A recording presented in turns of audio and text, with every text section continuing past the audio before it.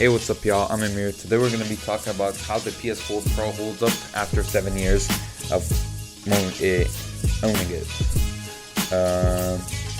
This PS4 has served me great ever since I've got it. It carried my childhood, and today we're going to be talking about the specs and how it's holding up in today's age. First of all, let's talk about the selection of games and the processing unit. This PS4 Pro has a 2.3 gigahertz AMD processor, and it has a 8 gigabyte RAM, I believe so. And it's running off a SSD. Actually, I've recently upgraded to an SSD. Check out that video. Its link is in the description. Now let's talk about the games right now. You have a quite decent selection of games. Black Ops 6 is still supported. I don't know about the Black Ops 7 though. As we're speaking right now, it should have released. This PS4 has the same processor as a PS5, which is not surprising, as it came out in 2016, so roughly 4 years before the PS5 release, and has a decent selection of games and is still supported as of right now. But there's been rumors that it'll stop supporting the PlayStation Store, unfortunately, which I really don't want that to happen. This console has been through so much, and it's still worth it in 2025, I believe so. If you don't have the money to spend on a PlayStation 5, this might be a good grab. It is significantly more powerful than the PS4, than the original PS4, and it has a much higher writing speed. Yeah. Now let's talk about the prices here. Let's talk about the ports here, the selection of ports.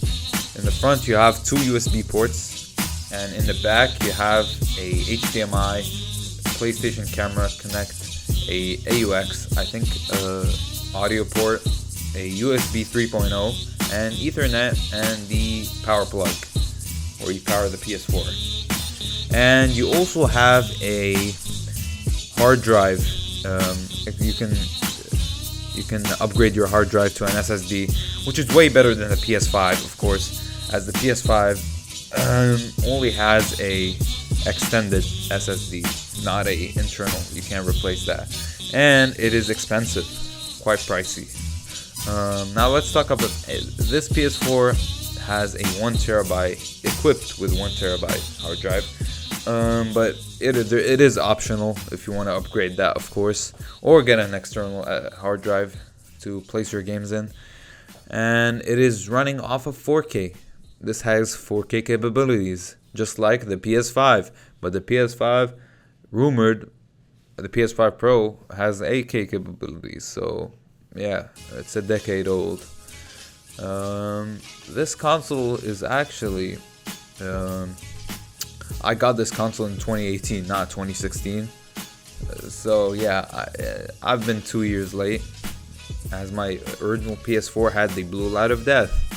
Now let's talk about the performance here.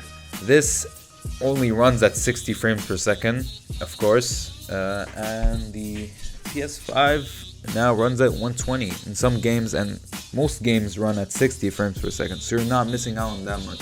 Now let's talk about the DualShock 4. The DualShock 4, the second generation.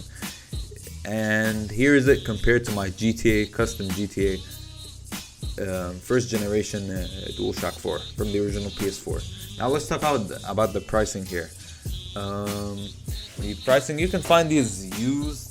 This PS4 Pro used for roughly $200, $100. It depends really on the condition, if it's refurbished or used.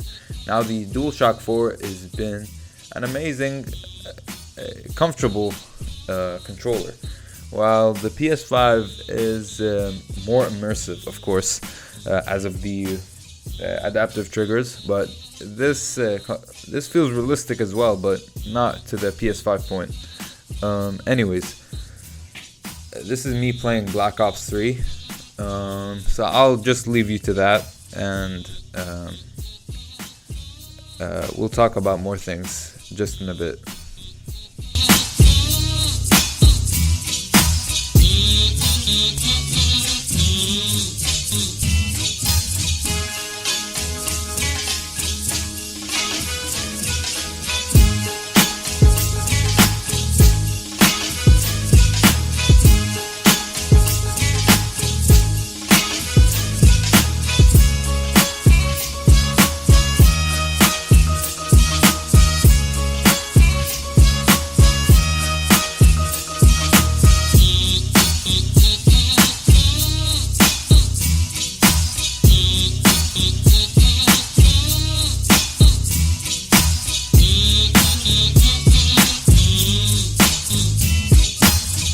Now let's talk about the fan noise and the overheating issues this PS4 Pro has.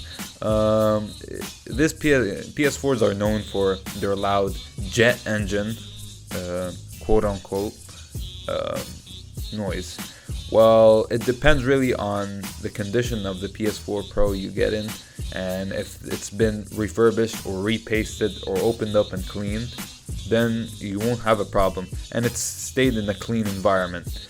Make sure, if you get the PS4 Pro, frequently replace the thermal paste and give it a good clean, a good wipe, or vacuum it. Take the top cover off and give it a good clean from time to time, just to have a optimal and good gaming session without any overheating errors occurring on the display.